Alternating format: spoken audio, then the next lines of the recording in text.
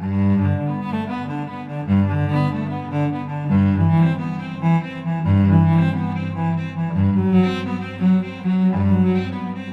the dash in the name of the city suggests, Winston-Salem was once both Winston and Salem.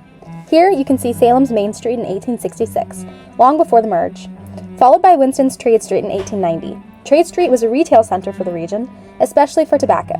The success of the tobacco economy in general could be attributed to one Richard Joshua Reynolds. R.J. Reynolds established R.J. Reynolds Tobacco Company in Winston in 1875, an act that would go on to shape the economy and future of the city. The smokestacks still stand in modern-day Winston-Salem today.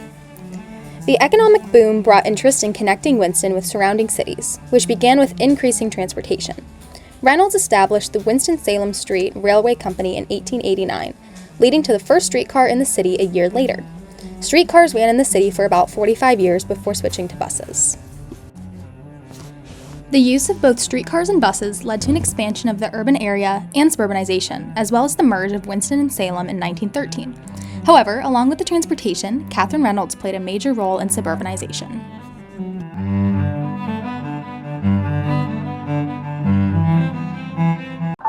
Catherine married R.J. in 1905, but she was much more than the tobacco mogul's wife. She was hardworking, intelligent, and a qualified businesswoman who was the brain behind Renewal, a 1,000-acre country estate outside of the city. It took Catherine years to acquire all the land, but construction began on the Reynolds country house, pictured here, in 1916. Flower and vegetable gardens were also designed. Although Catherine died just a couple of years after the completion of Renewal, her legacy has continued to stand strong. Today, Renewal is a beautiful tourist attraction, still with beautiful gardens, and now with new shops and boutiques. Renewal is an early example of how wealthy Americans sought to escape the city for more room and fresh air. It was also an early example of the types of places, and the people who established them, that were preserved rather than destroyed.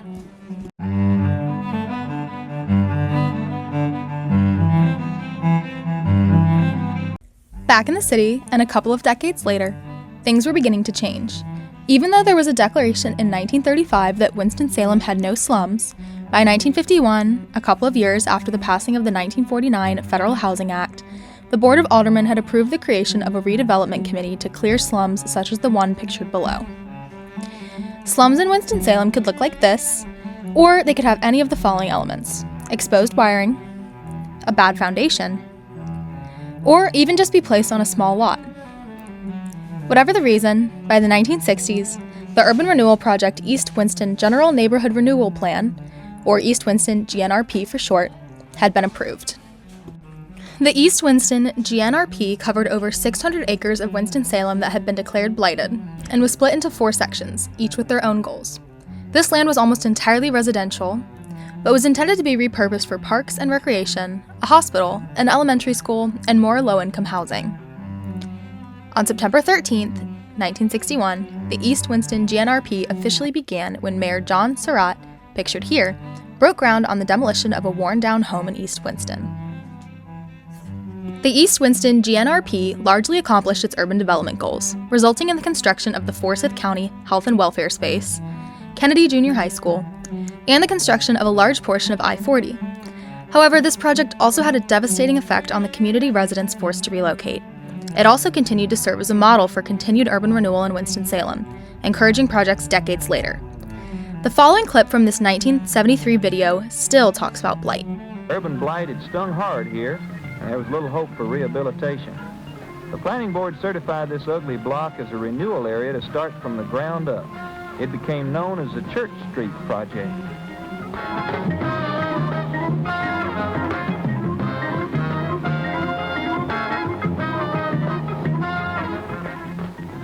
Down came the Lincoln Theater and other eyesores.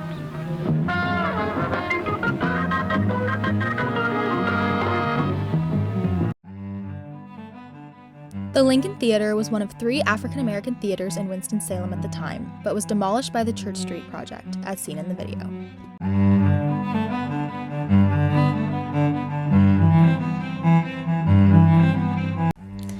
East Winston was a predominantly African-American neighborhood with rich African-American culture, and had been for many decades. Unfair housing policies, both legal and illegal, had driven them there for years and had also resulted in segregation of their businesses from white businesses. This image is of Church Street and East 4th Street in Winston-Salem. 4th Street was where the majority of African American businesses could be found in this time period, including the Lincoln Theater, which was seen being demolished in the video clip.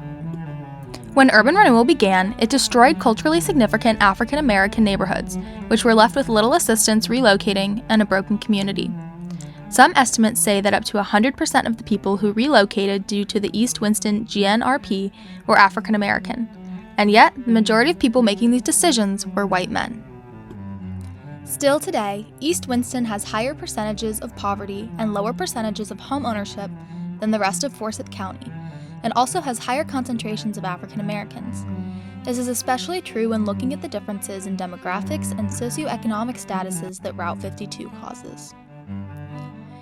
As can be seen on this map, Route 52 divides the city into what is considered modern-day East Winston and the rest of Winston-Salem. As was the case when urban renewal was occurring, East Winston is predominantly Black and Hispanic communities, while white neighborhoods are in the city and to the west of it. Winston-Salem in general is plagued by poverty, having the highest poverty rate of any of the 5 biggest cities in North Carolina. But this poverty is highly concentrated in East Winston. 72.7% of children in this area live in poverty, a staggering statistic. Additionally, the housing market has continued to suffer severely. 18% of housing in East Winston is vacant, and their home valuation is significantly lower than the rest of Forsyth County, as can be seen on this graph. Instead of investing in East Winston, the city has put money and effort into developing downtown. Innovation Quarter centers Biotech Place and Wake Forest School of Medicine, building apartment complexes, trendy restaurants, and a new outdoor park around these areas. It's a wonderful spot that is drawing a lot of attention, but it doesn't solve the issues East Winston has faced since urban renewal. Nikita McDaniel is a community organizer in Winston-Salem who works to decrease poverty and increase community engagement. On Innovation Quarter, she says, "There's all this growth going on, but the people I work with don't have access to it." She continues, "The poverty is concentrated. I work in areas where the children haven't even been outside of East Winston. Even with continued urban change in the city, it doesn't benefit those who need it most, those who have suffered since the East Winston GNRP." The East Winston GNRP had a long-lasting, decades-long impact on this community, a truth that stands in stark contrast to an area just on the other side of a highway.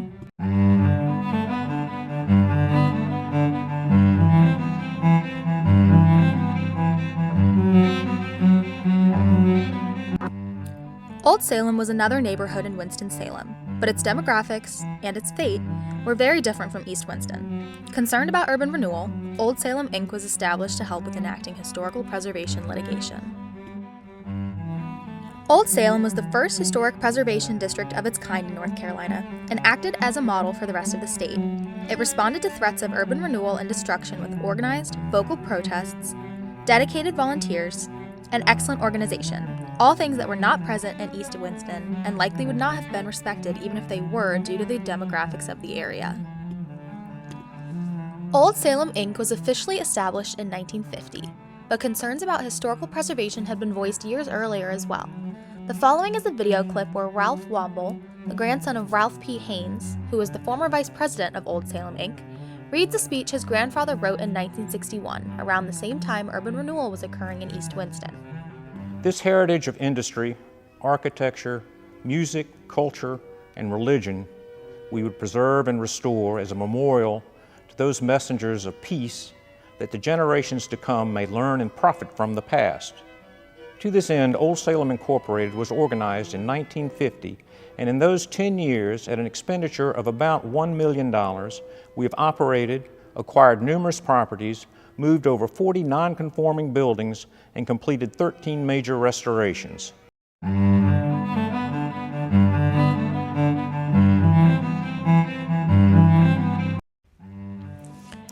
Places that were untouched by urban renewal, Renewal and Old Salem, are now large tourist destinations.